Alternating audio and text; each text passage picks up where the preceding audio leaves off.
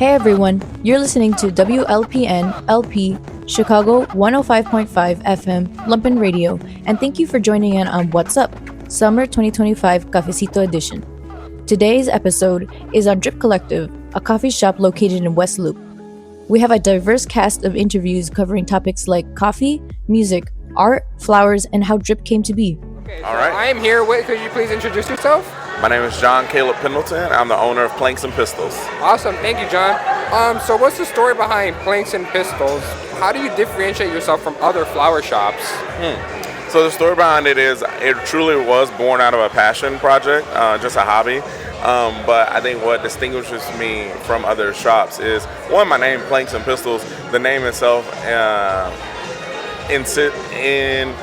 the name itself suggests more than just flowers. Yeah. So planks is like planks of wood, because I grew up doing woodworking with my dad. Okay. And so so that's one thing. I think our flower shop has much more of a masculine feel than a lot of flower shops. Okay. And so that makes it stand out. And then just our use of different dyed flowers, really bold, punchy colors. And then also the start of Planks and Pistils got started in doing flowers around Black culture, and so that also makes me stand out. Okay, cool. So when you talk about Black culture and how it started out, did you have a shop originally? Or? No, so I was doing it out of my apartment, doing all my designs out of the apartment. I would take flowers, design them in my apartment, and then go take them to different sites around the city, like Black monuments, and adorn the statue with flowers. So no shop for the first 2 years. Okay. Yeah. And so why specifically a flower shop in a cafe?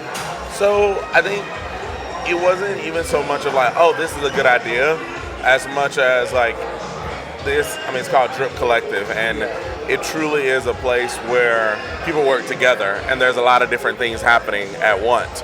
And so before Drip was a physical location, I would do pop-ups at coffee shops with different people that I was friends with in the coffee world. So I would do pop-ups at Side Practice, which is the sister business to Drip. Yeah. And so when they opened, they were instead of him doing pop-ups, what if he was just there all the time? Yeah. And so, and it was just we're friends.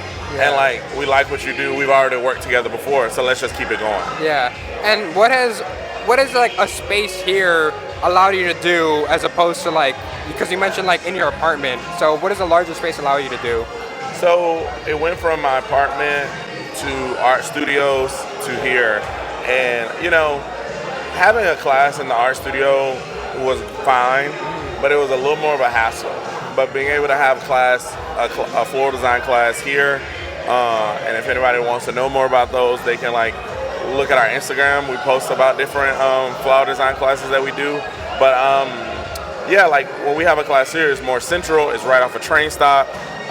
Like I said, central in the city, and the space itself is just so large and just works for learning, I think. Okay, cool. I didn't know you offered flower shops. That's good. Flower classes. Flower That's classes. Cool. Yeah. So earlier, this was written by my friends, so I don't know about this, but earlier you mentioned mostly mums. Yeah. What exactly are mums, and what is the significance about why you use them? Yeah, I tend to use mums in a lot of arrangements. One, they're a sturdy flower. I love a sturdy flower because I like to give people stuff that's gonna last. But also, mum, I found out that mum is the city flower of Chicago. Okay. So like I said, I would do these installations around the city, and I start researching different things. And so I was like, the Chicago have a city flower, and the city flower is the mum. Yeah, okay, that's cool. I don't know, is there mums here? There is a mum here, this orange one. Oh, wow, yeah, okay. That's a mum. Nice. Yeah, and mums come in a lot of different variations too, so. Okay, yeah, because I'm thinking, because I go to school downtown. Yeah. And it's a lot of hydrangeas. Why do they plant those as opposed to mums? I have no clue. I don't know. A lot of people don't even know that it's Chicago flower. I think, don't quote me, but I think it is a white mum specifically that's Chicago's flower. Okay. But yeah, I just use all different types of mums. Okay, cool. Thanks. And then what made you get into floral arrangements? Like I said, it was just I used to work in a youth nonprofit, and and I worked in a public school on the west side, and when I would get home from work, it was just something that was kind of relaxing to do. Yeah. You know, I'd go grocery shopping, grab some flowers. I'm like, I'm not about to pay when I can just, because when I first started, I thought anybody could do it. I thought like, oh yeah, you just get 3 bunches and mix them together, and you know, whatever. Yeah. And so, yeah, I just started to do it like for my own like relaxation and stuff, and then I just started offering it to people, and seeing how happy it made folks was like kind of what hooked me to keep doing it. And honestly, even on like really tough days and I'm tired and frustrated, when I give someone some flowers, they're like, oh, that makes it worth it again. So yeah. So speaking about like when you give someone the flowers, like what was like the most interesting like backstory as to why someone got flowers from you, or like? That's a really good question. I don't know if anyone's ever asked me the most interesting. Oh. This is gonna turn into a little gossip session. We right have now. time. We got over 10 minutes. So one of the most interesting backstories was this guy ordered flowers to be delivered, and it was like he was just weird how he was ordering. He was like, "Can I put a note with it?" And I was like, "Yeah, just let me know what the note is. We'll write it out." And he was like, "No, I have a note that I want to like give for you to give with it." And I was like, okay, you pay for delivery though, so like, do you want to deliver? He was like, no, I can't deliver it. And I was like, what's happening? So he comes by the studio. This is when I didn't have a shop. He comes by the art studio. He biked there, and he gave a note. But then he like tells me, yeah, like I messed up pretty bad with this person. I don't know if they were. I think they were dating. And he was like, I just like wanna like, you know, try to like at least save the friendship or something like that. And I was like, oh wow. And he was like sharing. I was like, this is way too much detail. You could have just gave me the note and like been like whatever. Yeah. So then when I deliver the flowers, the lady's like, hi, on the bus. She's like, hi, who's it? I was like, I have a floral delivery for such and such. She's like, okay. And then I go up and she was like, who's it from? And when I said his name, she was like, oh, and I was like, I think about that one a lot. I want to know the rest of that story, but he biked from far away to come bring me a note to try to save that relationship. Yeah. So you never heard like anything back? Never heard anything back. Wow. Yeah. That's crazy. Yeah. That was it. Yeah. Yes. Okay. I'm sure there are more of those stories, but the only reason is he shared with me, and I was just like, why are you sharing all this? But now we get to tell the story here. So typically when customers come to get flowers, do they tell you the story of why they're getting them? Or I think my customers truly have learned, like, I like to do, everything we do is like unique, custom, personalized. So it's not like order the blue September arrangement. Like we don't have a menu or anything like that. And so, a lot of people will tell me like, hey, this is for such and such. This is kind of who they are, what they're about, or this is why we're giving them flowers. And even on the website, I put reason for flowers because everybody knows it's going to be a unique arrangement. Yeah. And so people do tend to tell me, but not that much backstory. Yeah. Okay, not that. Okay, that's cool. And then, so we see that you do have some books on the shelves. Yeah. And that did you bring those books yourselves? So I partner with. This is about to be so great if I can do this. Oh yeah, I partner with this business called Perpetual Books. If you want to know more about them, you can visit them at 2136 West Division Street. But it's a used bookstore, very communal based. Curate an incredible selection of books focused on liberation and creativity and education and critical thought and all different types of stuff. But yeah, small business owner, just opened up the spot. But before he opened up his spot, he was like, hey, if you're opening up the shop, what if we had some books for sale there? So, again, it's like not so much of like, oh, this makes sense. It starts with, for me anyway, we're cool and we make sense. Yeah. And the things we do kind of can work together. So, yeah. Okay, so is there like a certain theme to the books, or it was just? So he did curate those books for us. Those books are much more plant, flower focused, Black history focused, Black empowerment focused, Black and brown empowerment focused books, identity related books, and then some like art books as well. Okay. Would you consider yourself like a bookhead, or?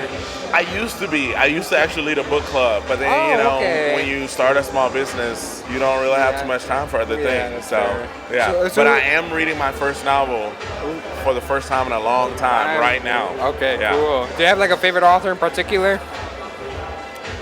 Ooh, favorite author. Really, really great question. I think it's so cliche, but he's just so good with the English language.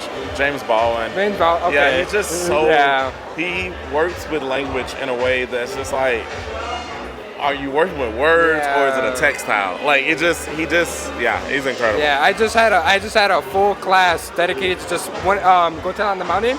Whole 15-week class was dedicated to that book alone. Yeah. So the way he writes and his interviews too, like man, like again, no, not James Baldwin. Sorry. Oh, not James Baldwin. Sorry, okay. Because I was about to say him, but no, my favorite author, Toni Morrison, hands down. Okay. But in the same way as James Baldwin, like they take words and like it's almost like they're like physically weaving something together. Yeah. It's so insane how they, again, in interviews too. Toni Morrison, like some of her big bars have come from like off the dome in an interview, you know. Okay, so a lot from this interview you mentioned you used to do woodwork with your dad. You used to run a book club. Now you're doing flower arrangements. So it's like, how do you find like the inspiration to do all these things and like the passion? I think it's truly, again, I'm not even gonna give it a caveat. It truly, for me, is a passion for living and life and a passion for human connection. And so whether it was youth development or leading a book club or running a coffee shop, or working for a nonprofit doing volunteer coordination, or the flowers, even the art in the gallery, for me, it's all rooted in living and human connection. So yeah, and then that passion for human connection changes over the years because, you know, one day I'm connected doing a book club, now I'm connecting with people through the business, but like on a regular basis, I connect with friends over coffee and food and drink, you know, so yeah. So like on a more so business standpoint, like why flower? Because I already kind of asked this, but like because I'm learning about all your different hobbies, why specifically flowers as like a as a job as opposed to like everything else? So honestly, it just started taking off. Like it was like I did it on the side of other work for so long. Like it wasn't my full-time thing. And now it's more my full-time thing, and I'm making my art making like that's the side thing. So it wasn't even like oh my gosh, I want to run a floor business, because most of the days I don't want to run a floor business because it's very hard work. But it really did just like it's just what was going, and I just kind of went with that. And I think that's like the life of. I think everyone should live that way, but I think artists definitely live that way. Just like where is the current leading me now, and how do I swim with it to get the like most return on investment? Okay, cool.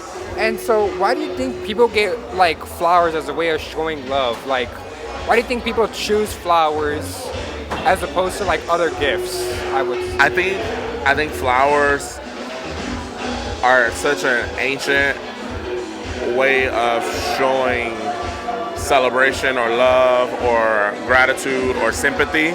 I think flowers are nature's first art.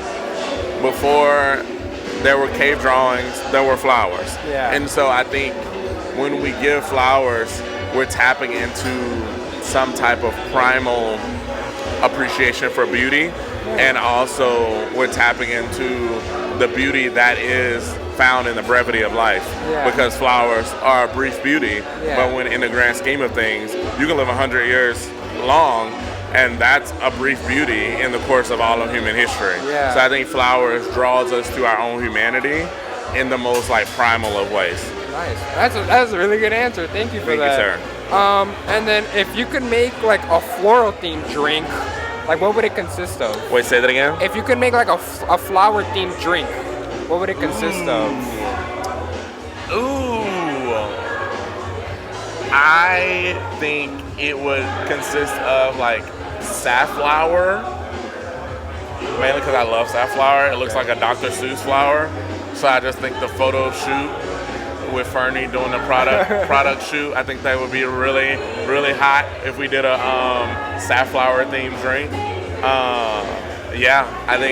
I don't even know what that would taste like, because I think safflower is a more earthy, savory flavor. Okay. But if anybody can take a random flavor and turn it into a drink, it's Ty and the team here. So yeah, maybe they need to get a safflower drink on the menu. So maybe in the future we can expect a safflower drink. That would be a cool photo shoot. Awesome. Well, thank you so much for all your time. Thank you, Angel.